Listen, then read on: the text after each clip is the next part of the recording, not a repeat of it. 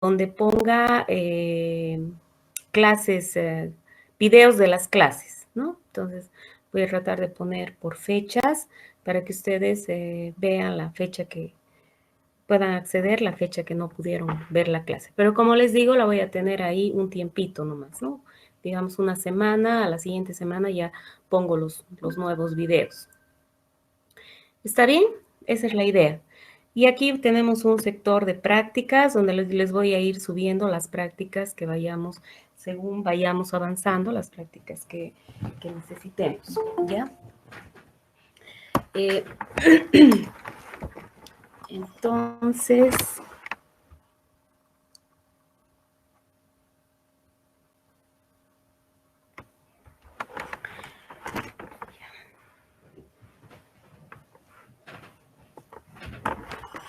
ya, entonces vamos a empezar con la materia. No sé si tienen alguna duda.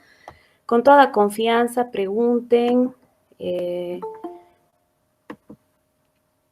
No sean tímidos, no me hablan. Aunque sea por el chat, mucho mejor si me hablan, porque yo así no tengo que estar cambiando de pantalla.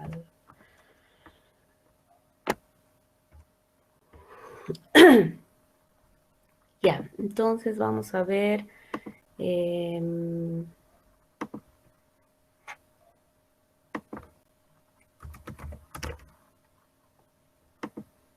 No necesitan bajarse la última versión de SQL Server Management Studio. Pueden bajarse una versión anterior también. Por ejemplo, yo tengo la 2014, o sea, no es necesario que sea la última, de acuerdo a los recursos que tengan en su computadora, ¿no? Entonces, igual no hay grandes variaciones, ¿no? Que nosotros podamos notar directamente en las cosas que vamos a probar, ¿ya? Listo. Entonces vamos a usar como guía estas presentaciones que se las voy a subir de acuerdo a los temas que vayamos a ver. Entonces, ya. ¿Están viendo mi presentación?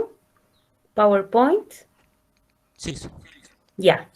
Entonces, vamos a empezar con el primer tema, que es optimización de consultas. Espero que ustedes hayan repasado ya álgebra relacional y SQL, que necesitan dominar para poder entender este tema, ¿ya? Entonces, ¿qué se entiende por optimización de consultas? El gestor de bases de datos, el DBMS, en este caso, por ejemplo, SQL Server, MySQL, son los gestores de bases de datos, ¿no?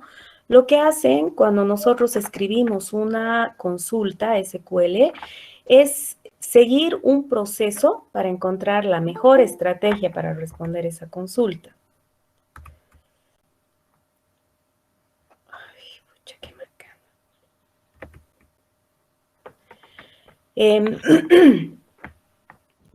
Entonces, para seguir esa estrategia, ¿perdón?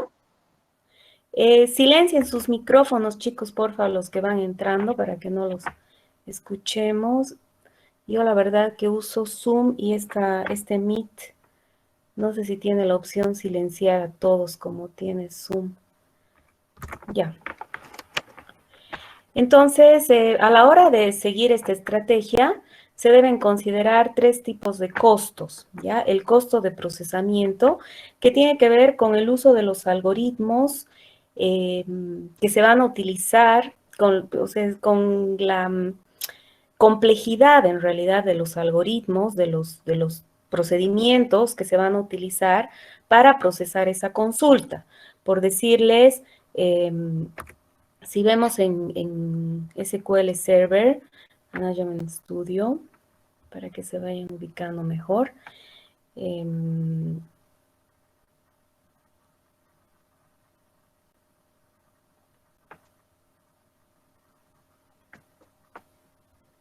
Aquí les voy a explicar, va a ser más didáctico.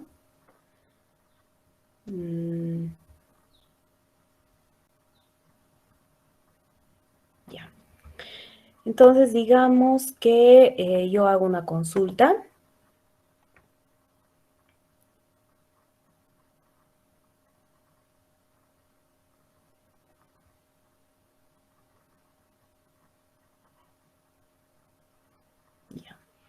Yo aquí me he creado una base de datos con muchos datos, ¿no? Esa base de datos le he puesto a estas 3 tablas, muchas empresas, muchas personas, millones de datos para poder hacer pruebas. Y esta es la misma que muchas personas, pero con un poco menos de datos. ¿Ya? Entonces, si yo hago una consulta, me voy a poner aquí para ver las consultas, digamos, yo hago select nombre, apellido, digamos, from persona, where apellido, igual. He generado con un generador, o sea que son puro apellidos en inglés, pero creo que tengo este apellido en español. Entonces, fíjense que en esta parte de arriba tenemos un link que nos dice incluir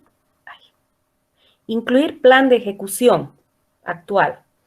Este plan de ejecución actual es justamente lo que les decía, es el proceso, al seguir el proceso para definir una estrategia para responder una consulta, el DBMS lo que va a construir es ese plan de ejecución, va a ser un plan para responder a la consulta, ¿ya?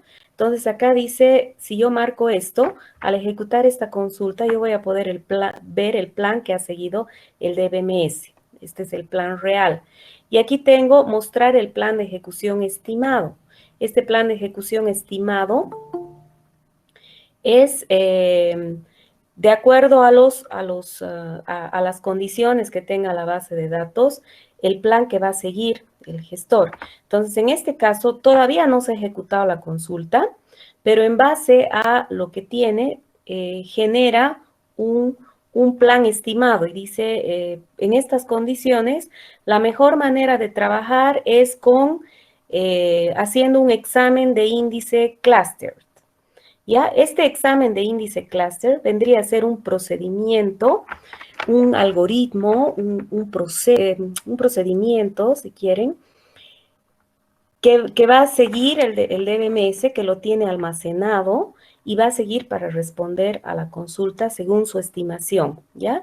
Y entonces, si se fijan acá, cuando yo vengo acá, me da una serie de parámetros que justamente te dan la idea, le permiten tomar decisiones. Entonces dice, por decirles, si se fijan acá, tiene, la macana es que cuando quiero apuntar se pierde. Costo de CPU estimado, que es lo que les decía. Entonces, tomen en cuenta el costo de procesamiento, número de filas estimado, tamaño de fila estimado, ese vendría a ser costo de almacenamiento, ¿ya? Esa es la idea. Si nosotros ejecutamos este plan, nos va a generar un plan de consulta real, ¿no? Entonces, aquí yo tengo 2 personas que apellidan Acevedo, y este es el plan de ejecución real, el que realmente ha seguido. ¿No? Y aquí tiene el índice cluster, qué sé yo. Entonces, hay un plan estimado y hay un plan real, ¿no? Entonces, eso es lo que hace el optimizador de consultas y, como les decía, yo aquí les estoy poniendo de manera genérica, toma en cuenta el costo de procesamiento que tiene que ver con la complejidad del procedimiento que se vaya a utilizar, si es de orden n cuadrado, etcétera. El costo de almacenamiento tiene que ver con la cantidad de datos que va a tener que leer y por tanto va a tener que almacenar en memoria RAM para poder trabajar. Y cuando eso es muy grande, eso va a tener que ser almacenado físicamente en el disco. Obviamente siempre es físicamente, estoy hablando mal, va a tener que recurrir al disco en realidad para poder hacer ese procesamiento, ¿ya?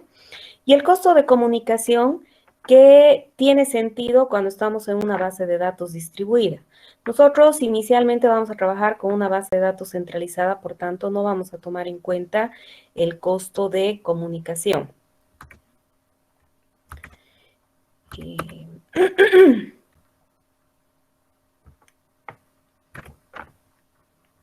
Ya, entonces, ¿qué paso sigue el optimizador de consultas para hacer este plan estimado que les acabo de mostrar.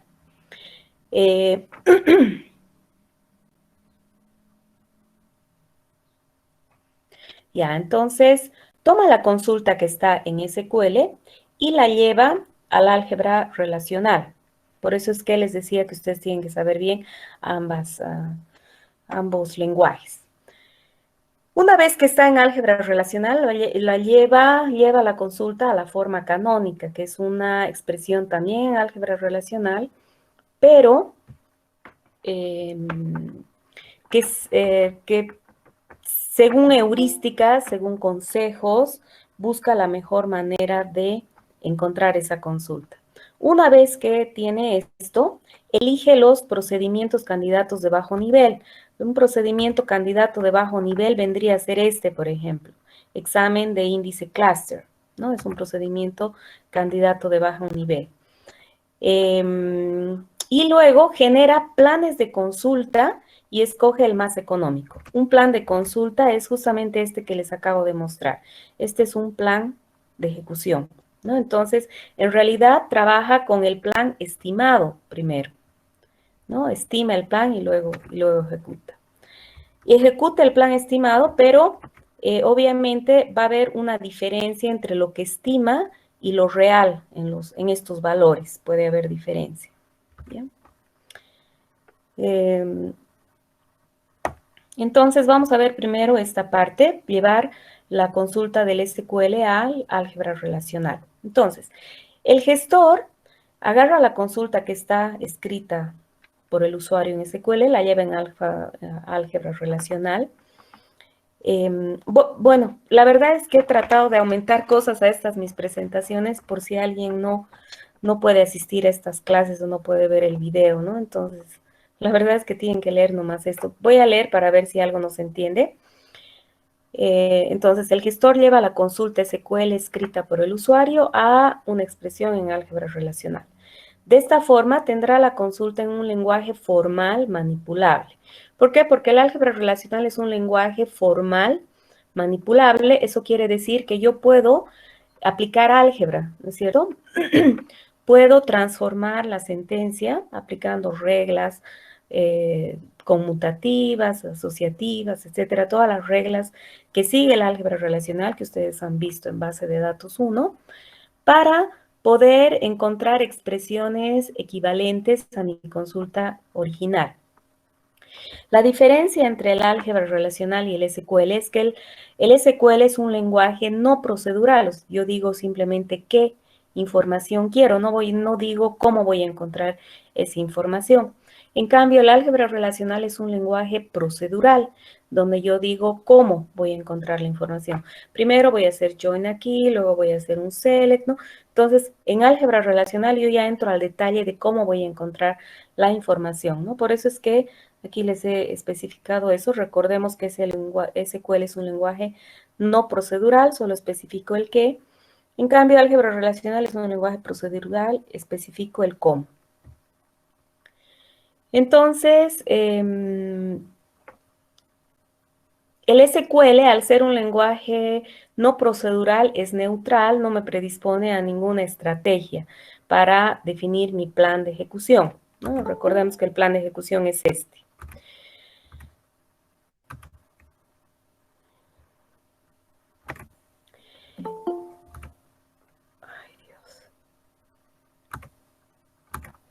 Ya, entonces, en cambio, el álgebra relacional es un lenguaje procedural rico para expresar cualquier consulta, ¿no? Y además me permite definir en qué orden. Entonces, aquí, por ejemplo, si tenemos estas tablas, empleado con estos atributos y provee, que tiene el carnet, el producto que provee, la fecha y la cantidad. Si yo tengo esta consulta, yo puedo escribir esta consulta en varias formas.